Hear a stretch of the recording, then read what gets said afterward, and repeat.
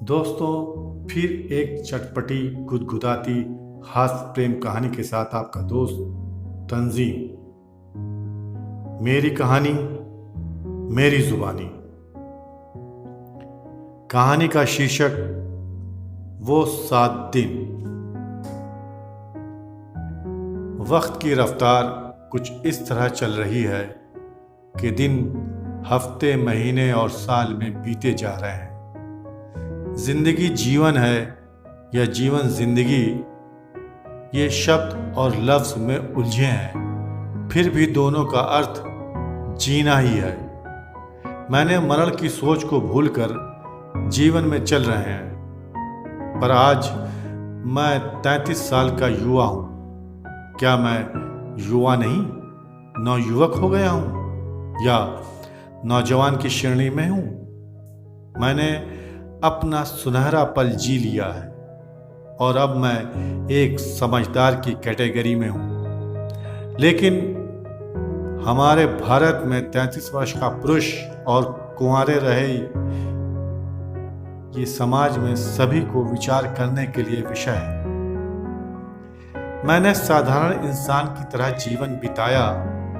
जब प्रेम अवस्था का युग में था, तब से अब तक किसी भी नारी के प्रेम का दर्शन ना मिला, और उस पर शादी ना होना सोने पे सुहागा सा होना था। नौकरी थी, पर छोकरी नामक वस्तु से वंचित था। होता है जीवन में सबको सब कुछ मिलता नहीं है, और मैं साधारण सूरत काठी का पुरुष हूं, तो फिर कन्या का स्पर्श और झलक ना मिला। मैं अपने सारे कैरियर में दाग ना लगाया, पर दाग होना अच्छा होता है, वरना जिंदगी टाइड वॉशिंग पाउडर की तरह साफ कर देती है। अब तो लगा भी मुझे कि मैं टाइड पाउडर हूं। मैं बहुत पूजा भगवान की अर्चना करने वाला मनुष्य ठहरा, तो भगवान भी कभी तो मेरा भला करेगा, क्योंकि उसके दरबार में देर है पर अंधेर कदापि नहीं।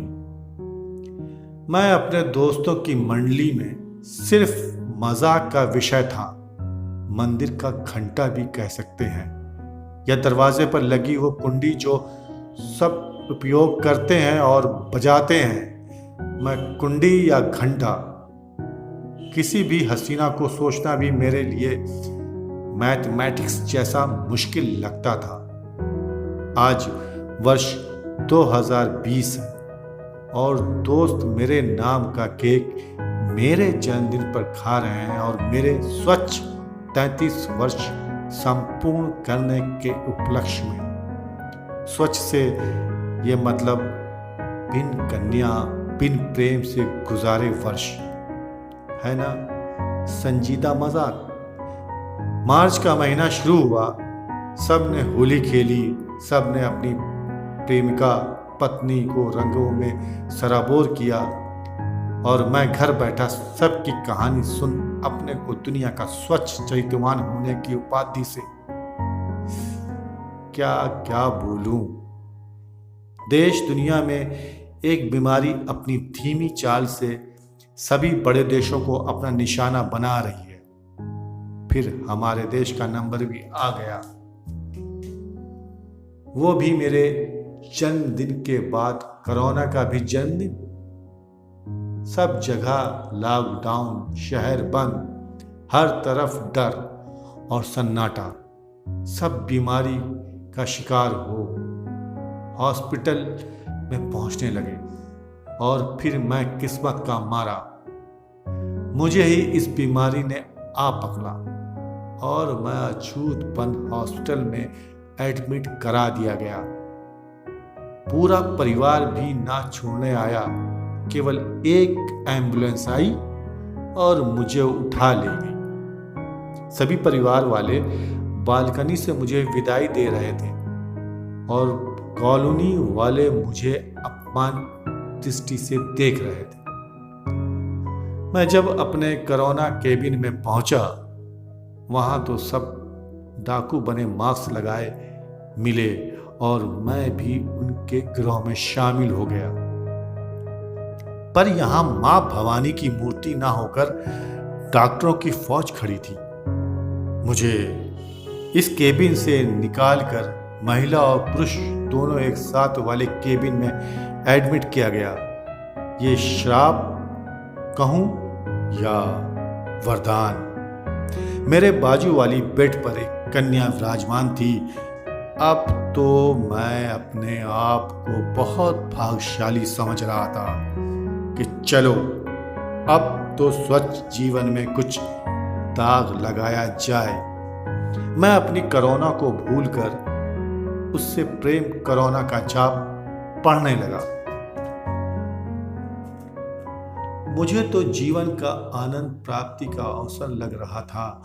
ये कोरोना बीमारी, उसे देख मैं शाहरुख खान का वो गाना सोचने लगा, तुझे देखा तो ये जाना सनम, प्यार होता है दीवाना सनम। मन में लड्डू फूटे और फुलझड़ियां जल उठी। वाह रे मेरी किस्मत, चमकी भी तो यहाँ इस महामारी के दौर में, जबकि लोग घबराए हुए हैं। एक हम हैं रेगिस्तान में पानी ना मिलने का भय छोड़ मारीचिका को सोच लिया। हे भगवान, कहाँ लाके भाग जाग गया। आज सुबह जब मेरी आंख खुली, मैंने देखा बगल के बेड पर कोई नहीं है। मैं घबरा गया और इधर उधर देखने लगा। ये क्या, मैं तो इस समय अंधा हो गया। पूछूं भी तो किससे कि वो कहाँ गई और क्यों गई। सोचते सोचते 1 घंटा निकल गया। फिर मुझे किसी के आने की आहट हुई। वो किस्मत चली आ रही है। पहले धुंधला सा दिखा, फिर साफ साफ दिखा। मेरी ज्योति मुझे वापस मिल गई। वो आई और उसने मुझे हेलो किया। मैं ताकता रहा, बोल ना निकली, सिर्फ मन गा रहा है। ताकते रहते थे तुझको सांझ सवेरे। वाह। वो बोली मुझसे, मैं कुछ टेस्ट के लिए गई थी। अब मुझे तो लगा कि मैं सेट हो गया। हमारी बातें होने लगी। जो भी उसको खाने को आता वो मुझसे शेयर करती। मैं तो अपने को बात समझ कबूतरी को लपक लिया था और कबूतरी को जैसे कौवा मिल गया। वो जब बोले मेरे दिमाग में पियानो बजने लगे। वो मेरे इस कदर करीब होने लगी। वो मेरा बहुत ख्याल करती। जो भी होता मुझे शेयर कर रह देती। मुझे तो मोहब्बत पहले दिन से हो गई है, पर उसको मुझसे कब होगी अभी कुछ पता नहीं है। फिर भी मेरी तरफ से 100% थी, है और रहेगी। मुझे डॉक्टर की टीम ने कहा आपको 1 हफ्ते यहाँ रुकना होगा, उसके बाद आप घर जा सकेंगे। ये सुन मैं उदास हो गया। काश कुछ लंबी बीमारी लग जाए और मैं यहीं का यहीं रह जाऊं। पर उनका कहा सुना और फिर मैं ख्यालों से बाहर निकल वर्तमान की मोहब्बत को निहारने लगा। हमको आज दूसरा दिन था। वो अब मुझे देखकर मुस्कुराकर हाल चाल पूछती। मैं भी मुस्कुराकर उसका हाल चाल पूछता और मैंने आज उसका नाम पूछ ही लिया। वो बोली निहारिका। मैं घबरा गया उसके नाम से, क्योंकि मैं तो दिन भर उसको निहार ही रहा हूं। और निहारिका, मेरे दांत एक साथ बाहर और दिल की धड़कन में बाढ़ जो नदियों में हर साल आती है, वो मेरी जवानी की ये पहली बाढ़ है। मेरे कान सुन हो गए। दिमाग पक्षी बन उड़ चला। फिर वो बोली, आपका? मैं फिर वापस ख्याल से बाहर आया और घबरा कर बोला, आशिक आपका। वो चौंक गई। आशिक आपका, ये नाम? मैं अटक अटक के बोला, आशीष। निहारिका जोर की हंसी के साथ बोली, आप मजाक अच्छा करते हैं। मैं उसको देखकर खुश था। कोई तो है जो मेरी बात पे हंसी, वरना लोग मुझ पर ही हंसते हैं। अब तो मैं अपने को रोमियो समझ रहा हूं। फिर उसने कहा, आशीष जी, आपने कहाँ से शिक्षा दीक्षा ली है? मुझे ये बात कुछ अजीब लगी। शिक्षा दीक्षा? मैंने आश्रम से कहाँ शिक्षा दीक्षा ली? क्या मैं शक्ल से हिंदी मीडियम का लगता हूं? मैं फिर बोला, I am university graduate and post graduate in English. वो फिर मुस्कुराकर बोली, ओह नाइस। अब तो मैं झरना सा नीचे उसके नैनों में आ गिरा। इतनी बातें और लड़की के साथ मैं फिर कोमा में। वो बोली, आशीष जी, आशीष जी। मैं फिर वापस। मैंने पूछा, आप कुछ बताएं। निहारिका सहगल, MSc आपकी यूनिवर्सिटी से किया है, तो फिर हम आप दोस्त हुए। बहुत सी बातें हुई। उसके घर से ना कोई आया और ना मेरे घर से आया। मोबाइल भी नहीं थे, तो घड़ी का सवाल ही नहीं है। अब तो रात दिन देखकर बीत रहे हैं दिन। तीसरे दिन वह मुझे चुपके चुपके नजर चुरा के देखती और जब मैं उसे देखता वो घबरा कर कहीं और देखने लगती। अब ये एहसास होने लगा कि उससे हम पसंद हैं। दोस्तों की आशिकी की कहानी सुन सुनकर तजुर्बा मिला है। चौथा दिन वह मुझे अपनी बेड पे ना देख डॉक्टर से पूछने लगी। फिर सिस्टर से पूछा, सिस्टर बाहर लॉन में किसी को बुलाने आई और मुझे देखकर बोली, आपको आपकी मैडम ढूंढ रही हैं। मैडम कौन है? फिर कोमा से वापस मैं। निहारिका, आज मुझे ये कन्फर्म हो गया, प्यार हो गया। फिर तो हम बहुत नजदीक हो गए। हॉस्पिटल ही कैंटीन, पार्क और मिलन का स्थान हो गया। मैं तो वक्त को पकड़ कर रखना चाह रहा हूं और वक्त भाग रहा है। वक्त को जब रुक और धीरे धीरे चलना है, तब वो बुलेट की ट्रेन बन गया। मोहब्बत जब हो जाए तो वक्त, दिन, घंटे सब जल्दी गुजर जाते हैं और आपको रफ्तार का एहसास भी नहीं होता। मोहब्बत का नशा दुनिया का सबसे महंगा नशा है। इस नशे में डूबे लैला, मजनून, शीरी, फरहाद, हीर, रांझा, मिर्जा साहिबा, सोनी महवाल और आज के ज़माने में अपनी मोहब्बत के लिए पहाड़ काट कर रास्ता बना देने वाला तरशत माझी, और आज मैं कोरोना को हरा कर इश्क का शहंशाह आशीष माझी। चौथा पांचवा दिन भी खुशहाल बीते। मोहब्बत अपनी शबाब पर हो रही थी। हाय क्या दिन है, सुनहरे सुहाने पल, चांद से भी खूबसूरत लम्हे चल रहे हैं। आज छठवां दिन और मुझे जाने का परमिशन मिल गया।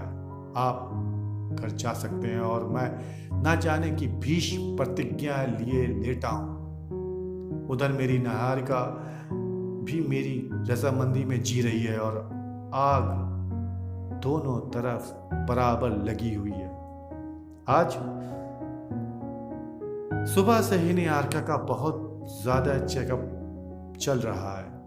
और उसका डॉक्टर अपने चैम्बर में ऑब्जर्वेशन में रखे हैं और इधर मेरा love pressure high and low हो रहा है। मुझे डॉक्टर ने फिर बोला, आप गए नहीं? मैंने उनकी बात को इग्नोर कर निहारिका के लिए पूछा। वो बोला, अच्छी है। सुबह से शाम और से सुबह हुई और मैं निहारिका को बेड पे न आने को लेकर कोमा में हूँ। आंखें खुली है पर मुझे बेड के सिवा कुछ नजर नहीं आ रहा। मेरी आशिकी बेचैन है, दिल की धड़कन रुक रुक कर चल रही है। सुबह भोर के समय भी बेड खाली। आज 7वां दिन। मेरी मोहब्बत को ये डॉक्टर किडनैप कर कहाँ ले गए? काश आज मैं जासूसी कुत्ता होता तो पता कर लेता वो कहाँ है। शाम को मुझे सिस्टर बोली, आप गए नहीं? मैंने सिर्फ इतना पूछा, वो कहाँ जो मेरी बगल में बेड पे है? सिस्टर चौंकी। आपको नहीं पता? वो चली गई। कौन कहाँ चली गई? मैं उससे सवाल करता गया, मैडम मैडम क्यों, कैसे गई? वो बोली, बाबा रे, वो अब यहाँ से चली गई हमेशा के लिए, आप भी जाओ। फिर सिस्टर बोली, आप ठीक हो गए? भगवान को धन्यवाद दो। और वो बोली, बाजू वाली मैडम की आत्मा को शांति दे, आप भी उनके लिए प्रार्थना करो, वो अब जिंदा नहीं है। सुबह ही वो हमेशा के लिए चल बसी। हे भगवान, हे भगवान, ये क्या किया तूने मेरे साथ? मैं दशरथ माझी बन गया। हाय। 7वां दिन और इश्क तितली बना कंधों पर बैठा और फिजा में उड़ चला गया। काश वो 7 दिन